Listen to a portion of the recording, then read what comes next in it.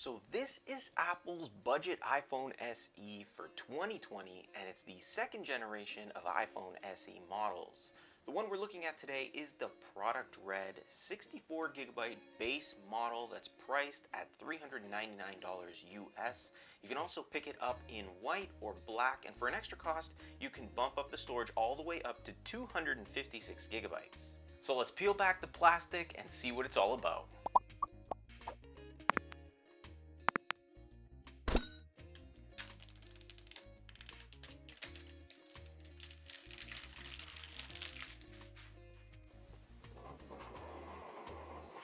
In the box, you get the new iPhone SE, and if you're into Apple details, you'll notice that the Apple logo is now centered like it is on the iPhone 11 models.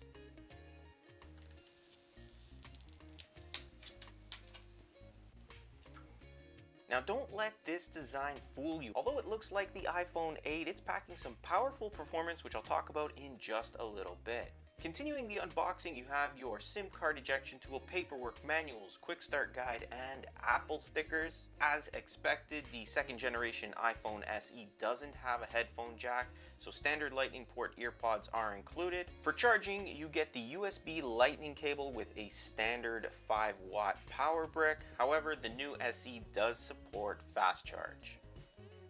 Now the new iPhone SE is essentially bringing back the familiar iPhone 8 design with the popular 4.7-inch display and Touch ID enabled home button. With that being said, the internals have been upgraded dramatically with the same A13 Bionic chip that powers the iPhone 11 and iPhone 11 Pro models.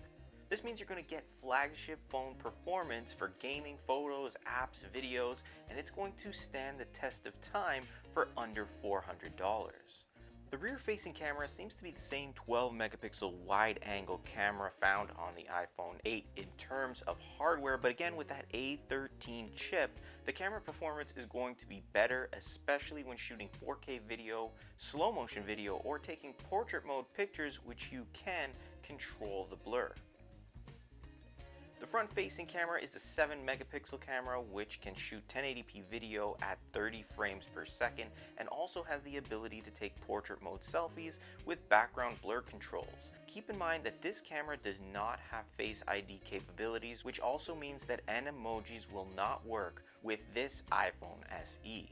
Touch ID is also welcome back, as it's something I miss with my iPhone 11 Pro. Still easy to set up and super fast unlocking the phone using Apple Pay and app purchases. As for the screen, you're getting a 1334 by 750 pixel LCD display which is equipped with haptic touch.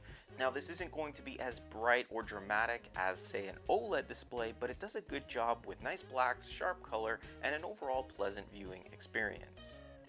Now in terms of its physical footprint, it does feel much thinner and more compact than the iPhone 11, but when you compare them side by side, you can see that the length of the two phones is almost the same due to those big bezels on the front of the iPhone SE. When you place them on top of each other, you can definitely see that the iPhone SE is smaller and thinner, more compact, and it's going to feel a lot better in the pocket. But if you're coming from an iPhone 10 or even an iPhone XS, the actual feeling in your hand isn't going to be much different. Another small detail is the black bezel, which is standard on all color variations of this new iPhone SE, so you no longer have the option to choose a white bezel like with the iPhone 8.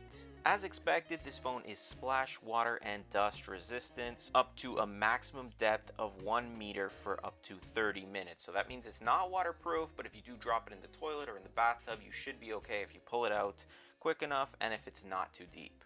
In terms of battery life, it should be pretty much like it was with the iPhone 8, so you should expect up to 13 hours of video playback, 40 hours of audio playback, and it does support fast charge as well as wireless charging.